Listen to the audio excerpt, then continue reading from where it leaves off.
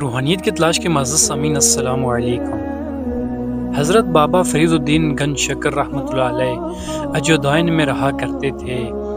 ایک بار وہاں سے کچھ سوداگر گزر رہے تھے جو کہ شکر کے سوداگر تھے۔ وہ شکر کو بوریوں میں لاد کر اونٹوں پر رکھ کر لے کے جا رہے تھے۔ اتفاق سے آپ رحمۃ اللہ علیہ کا گزر بھی ان کے اونٹوں کے پاس سے ہوا تو آپ رحمۃ اللہ علیہ نے ان سوداگروں سے فرمایا، ان بوریوں میں کیا ہے؟ ان سوداگروں نے جیسے ہی آپ رحمۃ اللہ علیہ کو دیکھا تو آپ کا سادہ لباس دیکھ کر ان کو ضرورت مند سمجھا۔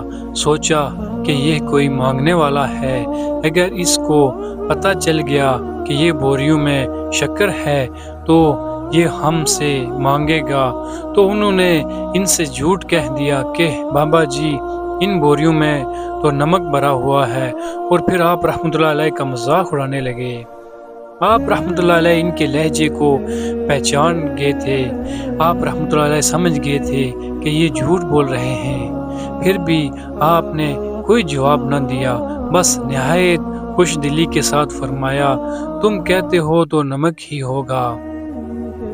اتنا کہہ کر آپ رحمۃ اللہ علیہ اپنے مقام کی طرف چلے گئے۔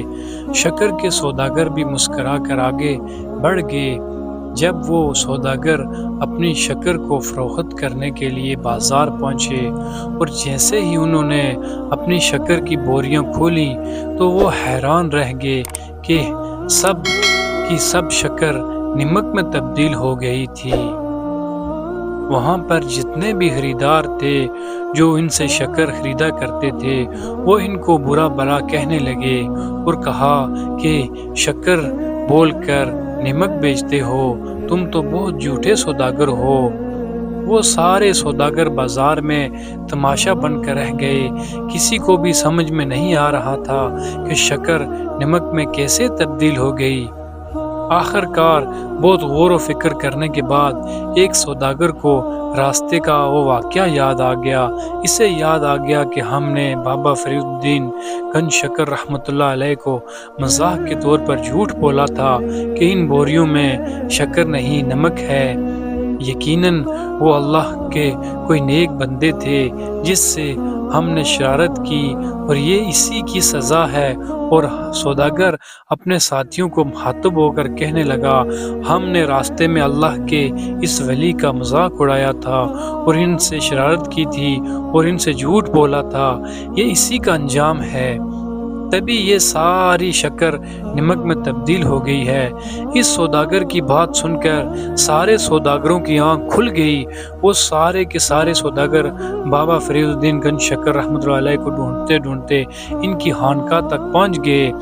آپ رحمۃ اللہ علیہ کی بارگاہ میں پہنچ کر ان سے معافی طلب کرنے لگے اور کہنے لگے، ہم سے بہت بڑی غلطی ہو گئی ہے، ہم نے آپ سے بہت بڑا جھوٹ بولا ہے۔ آپ رحمۃ اللہ علیہ نے ان سے حیران ہو کر پوچھا، تم کیا کہہ رہے ہو؟ تم نے کیا کیا ہے؟ تم مجھ سے کس بات کی معافی مانگ رہے ہو؟ چونکہ آپ رحمۃ اللہ علیہ اس واقعے کو فراموش کر چکے تھے، اس لیے آپ رحمۃ اللہ علیہ کو ان سوداگروں کی بات بڑی عجیب لگی۔ یہ مجھ سے کیوں معافی مانگ رہے ہیں؟ تو سوداگروں نے سب نے یک زبان ہو کر کہا، آپ کی بد دعا کی وجہ سے ہماری شکر نمک میں تبدیل ہو گئی ہے۔ آپ رحمۃ اللہ علیہ نے فرمایا، مومن کبھی کسی کو بد دعا نہیں دیتا، یہ سزا تمہیں اس لیے ملی ہے کہ تم نے اپنے ایک دینی بھائی سے مذاق کیا اور شرارت کی ہے اور جھوٹ بولا ہے، اس لیے اللہ تعالیٰ نے تمہیں یہ سزا دی ہے۔ یہ ہمیشہ اپنی زبان سے اچھی بات کیا کرو، کیا پتہ اللہ تعالیٰ کو کون سی بات ناگوار گزرے اور اس کی سزا مل جائے۔ وہ سوداگر آپ رحمۃ اللہ علیہ کی بات سن کر بہت شرمندہ ہوئے اور سر جھکا کر وہیں بیٹھے رہے۔ آخر کار آپ رحمۃ اللہ علیہ نے انہیں معاف کر دیا اور کہا، جاؤ اپنے سامان کو دیکھو اور اللہ تم پر فضل فرمائے۔ سب سوداگر واپس بازار گئے اور ڈرتے ڈرتے اپنی بوریوں کا منہ کھولا۔ جیسے ہی منہ کھول کے کیا دیکھتے ہیں، وہ حیران و پریشان ہو گئے۔ ساری کی ساری بوریاں شکر سے بھری پڑی تھی۔ ماشاء اللہ سبحان اللہ۔